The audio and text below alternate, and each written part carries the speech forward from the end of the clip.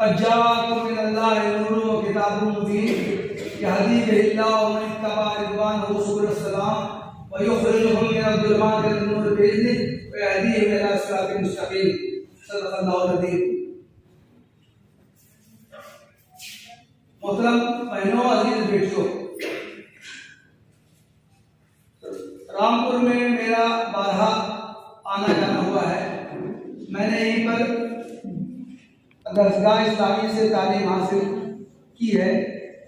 میری چھوٹی بہن ڈاکٹر سربت ریحانہ نے بھی جامعۃ الصالحات سے تعلیم حاصل کی ہے، اور میری اہلیہ کی بھتیجی ڈاکٹر ندیم سحر انوری، اس کی بھی تعلیم یہیں سے ہوئی ہے. میرے چھوٹے بھائی نے درسگاہ اسلامی سے تعلیم حاصل کی ہے. اس بنا پر میرا رامپور سے بہت قریبی تعلق رہا ہے اور میرا یہاں بار بار آنا جانا رہا ہے. میرے والد صاحب کو تعلیم سے بہت زیادہ شغف تھا، اس لیے وہ اپنے علاقے کے بہت سے بچوں کو اور بچیوں کو انہوں نے لا کے درسگاہ میں اور جامعۃ الصالحات میں داخلہ کرایا ہے. تو اس لیے وہ خود بھی برابر آتے جاتے تھے اور ان کی وجہ سے مجھے بھی یہاں بار بار آنا جانا رہا ہے.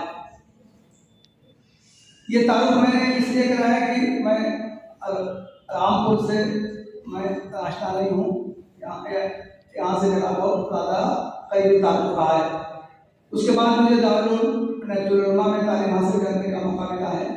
پھر علی گڑھ میں ایک ادارہ ہے تحقیق و تصنیف اسلامی، جماعت اسلامی کا ریسرچ کا ادارہ ہے، اس سے میں وابستہ رہا ہوں، اور تصنیف و تعلیف کا میں نے جو بھی کام کیا ہے وہ اس ادارے سے وابستہ رہ کر کیا ہے. اور گزشتہ 10 سال سے میں جماعت اسلامی کے مرکز میں ہوں. اس وقت وہاں کا شعبہ اصلاح معاشرہ اور شریعہ کونسل 2 شعبوں کو میں دیکھ رہا ہوں. جیسا کہ آپ کے سامنے تعارف کرایا گیا کہ یہ جماعت اسلامی نے رجوع الی القرآن کے نام سے یہ مہم منائی ہے. پورے ملک میں تمام مقامی جماعتوں کے اس کے چھوٹے بڑے ہر طرح کے پروگرام ہوئے ہیں. خواتین کے بھی خصوصی پروگرام ہوئے ہیں، قصص القرآن پر کوئز ہوئے ہیں اور کارنر میٹنگس ہوئی ہیں، اور مختلف طرح کے پروگرام منعقد کیے گئے. اس پروگرام کا مقصد یہ ہے کہ لوگوں کو قرآن مجید سے جوڑنے کی کوشش کی جائے. قرآن مجید سے جو حقیقی تعلق ہونا چاہیے وہ ان کا پیدا کیا جائے. ہمارا مشاہدہ یہ ہے کہ لوگوں کا قرآن مجید سے تعلق نہیں ہے.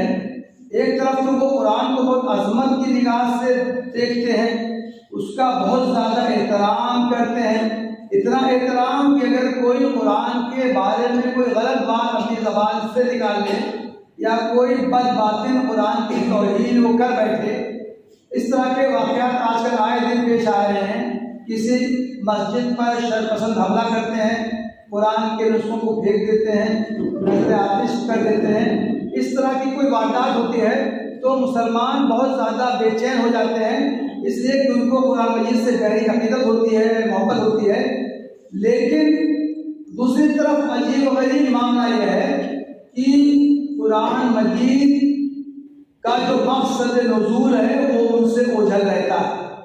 قرآن کو اتنی زیادہ ان کو عقیدت رہتی ہے، محبت رہتی ہے کہ وہ قرآن کو گھر میں سب سے اونچی جگہ رکھتے ہیں تاکہ چھوٹے بچے ان پر ہاتھ نہ لگا سکیں.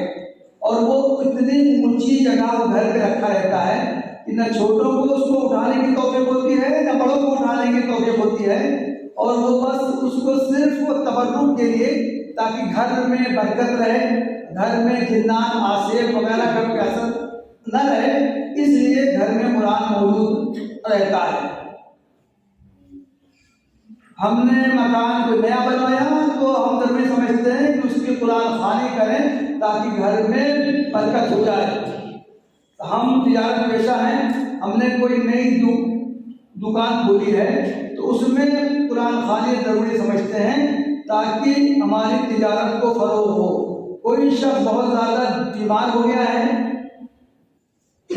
ہر ممکن علاج کے بعد بھی اس کو مرض سے شفا نہیں مل رہی ہے، تو ہمارے ذہن میں فوراً آتا ہے کہ اس پر کسی آصف کا اثر ہے، کوئی جنات سوار ہو گیا ہے، کسی نے دعا تعویذ کروا دیا ہے، اس کے توڑ کے لیے قرآن کا دم کروایا جاتا ہے، قرآن کے تعویذ بنائے جاتے ہیں اور وہ پہنائے جاتے ہیں۔ کسی کا انتقال ہونے لگتا ہے تو اس کے سرہانے بیٹھ کر سورہ یاسین کی تلاوت کی جاتی ہے۔ جب انتقال ہو جاتا ہے تو اس کے 1-2 روز کے بعد قرآن خوانی کی مجلس منعقد کی جاتی ہے، اور چاہے اس شخص کو پوری زندگی کبھی قرآن کو چھونے، ہاتھ لگانے، پڑھنے کا موقع نہ ملا ہو، لیکن اس کی بخشش کے لیے قرآن کے ختم پر ختم کیے جاتے ہیں۔ آپس میں لڑائی جھگڑا ہو جائے، تکرار ہو جائے تو قرآن کے قسم کی لینے کی نوبت آتی ہے۔ یہ کہا جاتا ہے کہ اگر تم یہ بات جو تم کہہ رہے ہو اگر قرآن پر ہاتھ رکھ کر کہہ دو تو پھر ہم یہ بات مان لیں گے۔ یہ چیزیں جو میں نے عرض کی ہیں یہ ہیں قرآن کے عزت و احترام جو مسلمانوں کے دلوں میں پایا جاتا ہے، وہ اس کے مظاہر۔ لیکن سوال یہ پیدا ہوتا ہے کہ کیا قرآن اسی کے لیے نازل ہوا ہے؟ کیا قرآن اللہ تعالیٰ نے اسی کام کے لیے بھیجا تھا کہ ان کاموں میں جن کا جو مسلمان استعمال کر رہے ہیں کیا انہیں کاموں میں استعمال کیا جائے؟ قرآن کی میں نے جو آیت آپ حضرات کے سامنے جو آیت پیش کی ہے اس میں قرآن کا مقصد نزول بیان کر دیا گیا ہے۔ قد جاءکم من اللہ نور و کتاب مبین، لوگوں تمہاری طرف اللہ کی طرف سے ایک نور آ گیا ہے اور ایک کتاب آئی ہے جو روشن ہے، ہر چیز کو نمایاں کر دینے والی ہے۔ یہ ہے قرآن کے 2 نمایاں ترین اوصاف، اور یہ قرآن کا مقصد نزول۔ نور کا مقصد کیا ہوتا ہے؟ نور کا مقصد ہوتا ہے کہ اس سے اندھیرے چھٹ جائیں، گھٹا ٹوپ اندھیرا ہو، ایک شمع جلا دی جائے تو اندھیرے ختم ہو جاتے ہیں۔ تو یہ جو نور ہے اور کتاب مبین ہے، دونوں قرآن مجید ہی کے 2 پہلو ہیں جن کی طرف وضاحت کی گئی ہے، ان کی طرف اشارہ کیا گیا ہے۔ نور کو ہم اس مثال سے سمجھ سکتے ہیں، کوئی شخص اندھیری رات میں کھٹاٹوپ تاریکی میں راستے میں چلا جا رہا ہو، اوبڑ کھابڑ راستہ ہو، جھاڑی جھنکار ہو، کیڑوں مکوڑوں کا خطرہ ہو، ایسی صورت میں اگر اس کے پاس ٹارچ کی روشنی ہے تو وہ اس ٹارچ کو استعمال کر کے اندھیرے راستے کو روشن کر سکتا ہے، اپنے کپڑوں کو جھاڑیوں میں پھنسانے سے بچا سکتا ہے، کیڑوں مکوڑوں سے اپنی حفاظت کر سکتا ہے۔ لیکن اگر اس کے پاس ٹارچ بھی موجود ہے، اس کو بھی اس نے آف کر رکھا ہے، بند کر رکھا ہے، تو اس کی بیوقوفی پر ہم میں سے ہر شخص ہنسے گا۔ اس کے پاس اندھیروں کو دور کرنے کے لیے ایک مناسب آلہ ہے لیکن اس کا وہ استعمال نہیں کر رہا ہے۔ تو جب قرآن مجید کو نور کہا گیا ہے تو ایک روشن چیز اس کو کہا گیا ہے، اس کے باوجود ہم قرآن مجید سے استفادہ نہ کریں، یہ جاننے کی کوشش نہ کریں کہ قرآن میں کیا باتیں کہی گئی ہیں، اللہ تعالیٰ نے کے کیا ارشادات ہیں، اس میں کیا احکام دیے گئے ہیں، کن چیزوں کو کرنے کی تاکید کی گئی ہے اور کن چیزوں سے روکا گیا ہے۔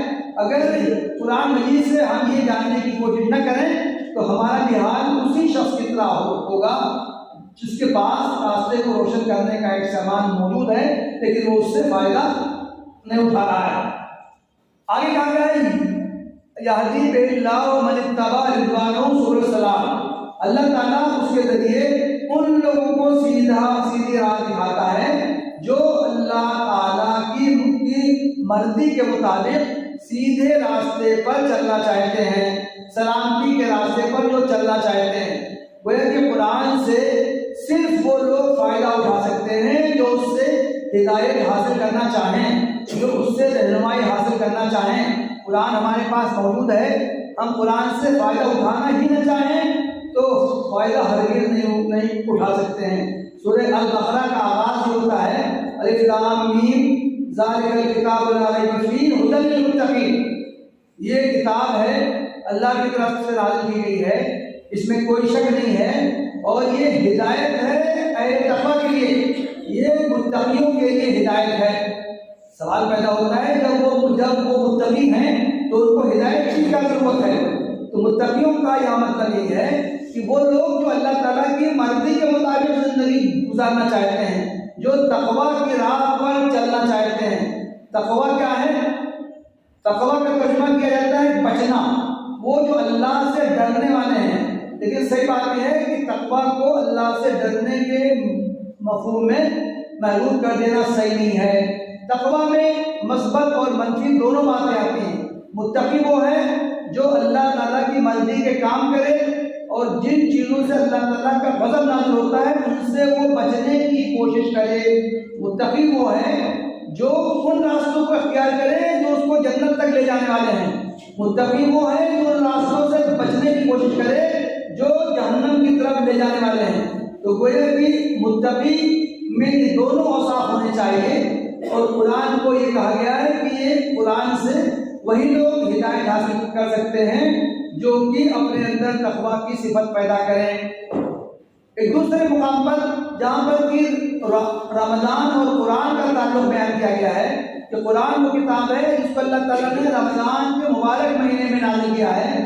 شہر رمضان الذی انزل فیہ القرآن ھدی للناس وبینات من الھدی والفرقان، تین باتیں کہی گئی کہ قرآن وہ کتاب ہے جس کو اللہ تعالیٰ نے رمضان کے مہینے میں نازل کیا ہے، وہ ہدایت ہے، ھدی للناس، تمام انسانوں کے لیے ہدایت ہے۔ یہ صرف مسلمانوں کے لیے کوئی مذہبی کتاب نہیں ہے، یہ ریلیجیس بک نہیں ہے، بلکہ یہ تمام انسانوں کے لیے اللہ تعالیٰ نے اس کو نازل کیا ہے۔ اس میں انسانی زندگی کے تمام مسائل کا حل بیان کیا گیا ہے۔ کوئی کسی مذہب کو ماننے والا ہو، کوئی کہیں کا رہنے والا ہو، اس کو اگر اپنے مسائل کا حل چاہتا ہے تو اس کو قرآن مجید سے رجوع کرنا چاہیے۔ ھدی للناس وبینات من الھدی والفرقان، یہ اس میں روشن نشانیاں ہیں، روشن تعلیمات ہیں، ہدایت کے لیے روشن علامتیں اس میں بیان کر دی گئی ہیں۔ اور والفرقان، یہ قرآن فرقان ہے۔ فرقان کہتے ہیں وہ چیز جو حق و باطل کو الگ الگ کر دے، وہ چیز جو صحیح اور غلط کو نمایاں کر دے، وہ چیز جو درست اور نادرست کی تعین کر دے۔ تو قرآن کا یہ وقت بیان کیا گیا ہے کہ یہ صحیح غلط، حق باطل، درست نادرست کو الگ الگ چھانٹ کر رکھ دیتی ہے۔ تو گویا کہ قرآن کو جب کہا گیا ہے کہ یہ ہدایت نامہ ہے تو اس کے لیے ضروری ہے کہ ہم کو معلوم ہو کہ قرآن میں کیا باتیں کہی گئی ہیں۔ تو ایک طرف اب تک جو کچھ میں نے عرض کیا ہے اس کا خلاصہ یہ ہے کہ ایک طرف تو مسلمان بہت اس کو قرآن کو عزت و عظمت و تقدس کی نگاہ سے دیکھتے ہیں، لیکن دوسری طرف مسلمانوں کا عملی رویہ چند ظاہری کاموں تک محدود رہتا ہے جو قرآن کا مقصد نزول نہیں ہے۔ تو گویا کہ اس سے تیسری بات تو بہت ثابت ہو جاتی ہے کہ قرآن سے حقیقی استفادہ اسی وقت ہو سکتا ہے جبکہ جس مقصد سے قرآن مجید نازل کیا گیا ہے اس مقصد کو اختیار کرنے کی کوشش کی جائے۔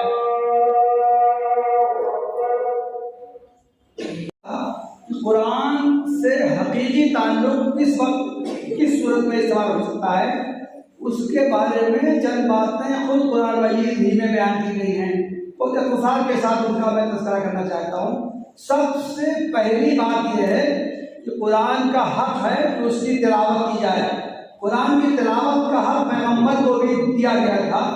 والذی بعث فی الامیین رسولا منہم یتلو علیہم آیاتہ، اللہ تعالیٰ نے امیوں میں انہی میں سے ایک رسول بھیجا جو ان کی آیات کی جو اللہ کی آیات کی تلاوت ان کے سامنے کرتا تھا، اور خود اہل ایمان سے بھی تلاوت کا تقاضا کیا گیا ہے۔ الذین آتیناہم الکتاب یتلونہ حق تلاوتہ، ہم نے جن لوگوں کو کتاب دی ہے وہ اس کی تلاوت کرتے ہیں اتنا جتنا کی تلاوت کرنے کا حق ہے۔ تو پہلے یہ لازم ہے کہ ہم قرآن سے اپنا تعلق استوار ہو ہی نہیں سکتا جب تک کہ ہم قرآن کی تلاوت کا معمول نہ بنا لیں۔ یہ مناسب نہیں ہے کہ ہمیں جوش آئے تو ہم قرآن کو 3-4 روز میں ختم کر دیں، اور جوش جب ٹھنڈا ہو جائے تو 3-4-6 مہینے تک قرآن کو ہاتھ ہی نہ لگائیں، بلکہ مسلسل روزانہ ہمیں معمول بنانا چاہیے کہ ہم قرآن کا کچھ حصہ ضرور اس کی تلاوت کریں۔ ایک پارہ ہو سکتا ہے، ایک آدھا پارہ ہو، ایک چوتھائی ہو، 2 رکوع ہو، 1 رکوع ہو، کچھ بھی ہم قرآن کا حصہ متعین کریں اور لازماً اس کی تلاوت کیا کریں۔ دوسری بات یہ ضروری ہے کہ قرآن کی تلاوت صحت کے ساتھ ہو۔ قرآن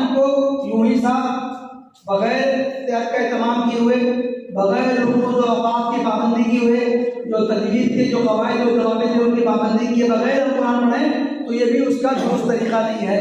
اللہ کے رسول صلی اللہ علیہ وسلم کی اس کے بارے میں متعدد تاکیدات ہیں۔ آپ نے فرمایا زین القرآن باصواتکم، لوگوں اپنی آواز کے ذریعے قرآن کو زینت بخشو۔ آپ صلی اللہ علیہ وسلم کی ایک حدیث ہے لیس منا من لم یتغن بالقرآن، وہ شخص ہم میں سے نہیں جو قرآن کو غنائیت کے ساتھ، موسیقیت کے ساتھ اس کو نہ پڑھے۔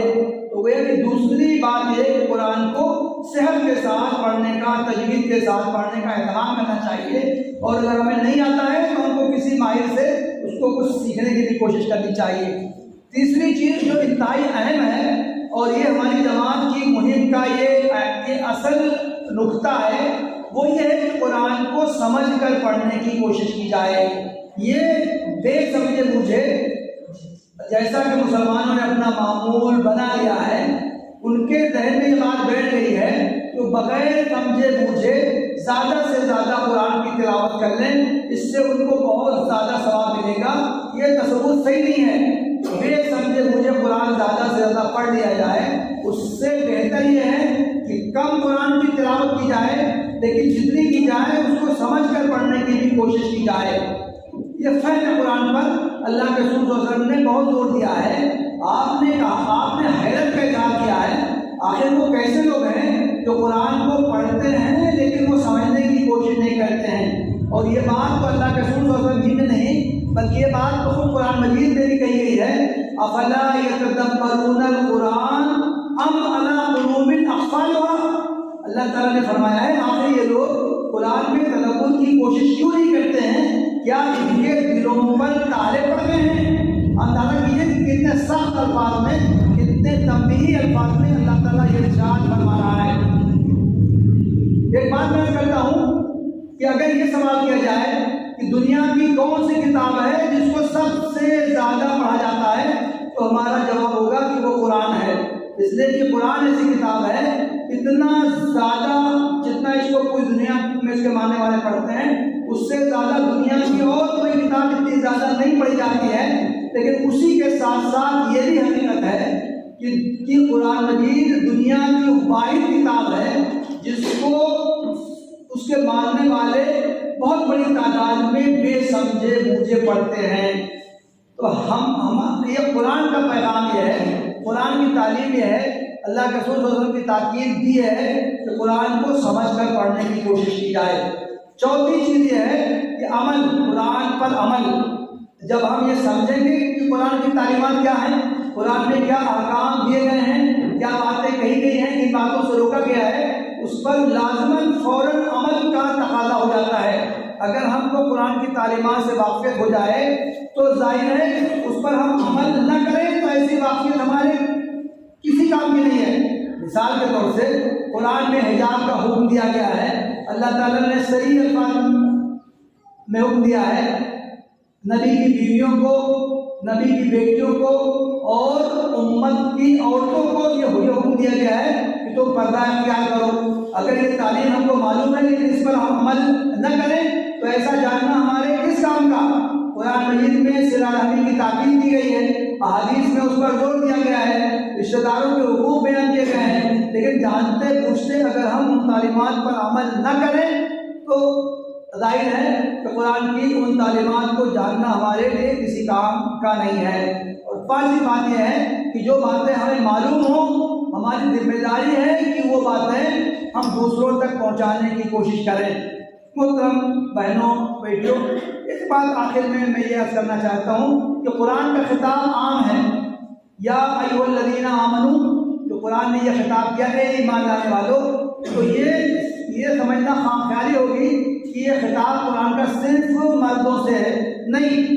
قرآن کے جتنے خطابات ہیں وہ اگرچہ مردوں کے صیغے میں کیے گئے ہیں لیکن ہر زبان کا ایک اسلوب ہوتا ہے، تو اس عربی زبان کا بھی اسلوب یہ ہوتا ہے کہ صیغہ چاہے مردوں کا استعمال کیا جائے لیکن اس کے تمام خطابات عورتوں سے بھی متعلق ہیں۔ قرآن مجید میں جتنے خطابات دیے گئے ہیں اس کے مخاطب جس طرح مرد ہیں اسی طرح مخاطب اس کی خواتین بھی ہیں۔ اللہ تعالیٰ کسی بھی عمل پر جو اجر عطا فرماتا ہے اس میں بھی کوئی تفریق نہیں کی گئی ہے۔ کسی بھی نیک عمل پر، نماز ہو، روزہ ہو، حج ہو، زکوٰۃ ہو، صدقہ و خیرات ہو، کسی بھی نیک عمل پر اگر وہ عمل کوئی مرد کرے گا تو اس پر جتنا اجر اس کو ملے گا، اگر وہ عمل کوئی عورت کرے گی تو ایسا نہیں ہے کہ اس پر اس کو اجر کم ملے گا، بلکہ اس کو بھی اتنا ہی اجر ملے گا۔ بلکہ اللہ تعالیٰ کا اصول یہ ہے کہ جو آدمی کسی عمل میں دکھاوا کرے گا اس کو کم اجر ملے گا یا کچھ اجر نہیں ملے گا، لیکن جو شخص اخلاص کے ساتھ کوئی عمل کرے گا، وہ چاہے مرد ہو یا عورت ہو، اس کو اللہ تعالیٰ بھرپور اجر سے نوازے گا۔ تو یہ وجہ سے کہ قرآن مجید میں جو خطاب ہے وہ مردوں سے بھی ہے، عورتوں سے بھی ہے، اور خاص طور سے قرآن مجید میں جو چند مقامات ہیں جن کا تعلق عمل سے ہے، اس کا تذکرے میں خاص طور سے عورتوں کی صلاحت کر دی گئی ہے۔ فَاسْتَجَابَ لَهُمْ رَبُّهُمْ أَنِّي لَا أُضِيعُ عَمَلَ عَامِلٍ مِّنكُمْ، اللہ تعالیٰ نے ایمان لانے والوں کی دعا قبول کر دی اور یہ کہہ دیا ہے کہ میں نے کہ تم میں سے جو بھی کوئی عمل کرے گا اس کو میں بھرپور بدلہ دوں گا۔ اتنا ہی کہنا کافی تھا۔ اتنا اگر اللہ تعالیٰ نے یہ فرمایا ہوتا تو یہ سمجھا جا سکتا تھا کہ اللہ تعالیٰ مردوں اور عورتوں دونوں سے یہ بات کہہ رہا ہے، لیکن یہاں پر صراحت کر دی گئی ہے من ذکر او انثی، یعنی تم میں سے عمل کرنے والا چاہے کوئی مرد ہو یا عورت ہو اس کو ہم بھرپور بدلہ دیں گے۔ قرآن مجید کی متعدد صورتوں میں نیک عمل کا تذکرہ ہے، برے عمل کا تذکرہ ہے، صراحت دی گئی ہے کہ جو لوگ برا عمل کریں گے ان کو اس کی سزا ملے گی، جو لوگ اچھا عمل کریں گے ان کو اس کا انعام دیا جائے گا۔ وہاں بھی من ذکر او انثی کی صراحت کر دی گئی ہے۔ تو گویا کہ خلاصے کے طور سے میں بات کرنا چاہتا ہوں، ہر نیک عمل جس کا حکم دیا گیا ہے اس کا خطاب مردوں سے بھی ہے اور عورتوں سے بھی ہے۔ اسی طرح قرآن فہمی کے بارے میں جو باتیں میں نے عرض کی ہیں اس کا بھی خطاب مردوں سے بھی ہے، عورتوں سے بھی ہے۔ ہمارے سماج میں یہ بات غلط طریقے سے رائج ہو گئی ہے کہ عورتیں ناقص العقل ہوتی ہیں، اس لیے ان کو زیادہ علم وہ حاصل ہی نہیں کر سکتی۔ یہ بہت خام خیالی ہے، اس صحیح حدیث کا غلط مطلب سمجھ لیا گیا ہے۔ علم کے میدان میں 1400 سال کی تاریخ یہ بتاتی ہے کہ علم کے میدان میں خواتین نے بہت سے کام کیے ہیں، مردوں کے برابر کیے ہیں، مردوں سے آگے بڑھ کے کیے ہیں۔ چنانچہ قرآن مجید کا جو فہم ہے، قرآن مجید کا ترجمہ کرنا ہے، قرآن مجید کی جو تفسیر بیان کرنی ہے، اس میں بھی خواتین کا غیر معمولی کام ہے۔ بے شمار حدیث پر ابھی لیٹسٹ میں ایک کتاب آئی ہے، اس میں 10,000 خواتین کا تذکرہ اکٹھا کیا گیا ہے جنہوں نے حدیث کی اشاعت پہ کام کیا ہے۔ قرآن کی تفسیر کے میدان میں بھی خواتین نے مکمل قرآن کی تفسیریں کی ہیں، مختلف زبانوں میں اس پر کام کیا ہے، قرآن مجید کے انہوں نے ترجمے کیے ہیں، اور قرآنیات پر کئی 100 کتابیں اعلیٰ معیار کی تحقیقی کتابیں خواتین کی پائی جاتی ہیں۔ تو گویا کہ علم حاصل کرنے کے میدان میں بھی اور علم کے فروغ کے میدان میں بھی خواتین کا کردار مردوں سے کم نہیں ہے۔ میں آخر میں بس اسی بات پر اپنے گفتگو میں ختم کروں گا کہ قرآن مجید کا بھی انسانوں سے، مسلمانوں سے جو مطالبہ ہے وہ مردوں کی طرح خواتین سے بھی ہے۔ جو خواتین اس مطالبے کو پورا کریں گی وہ اللہ تعالیٰ کی طرف سے اجر سے بہرور ہوں گی، اور جو اس معاملے میں کوتاہی کریں گی ان کی باسپورس ہو کر رہے گی۔ میں انہیں باتوں پر اتفاق کرتا ہوں۔ وآخر دعوانا الحمدللہ۔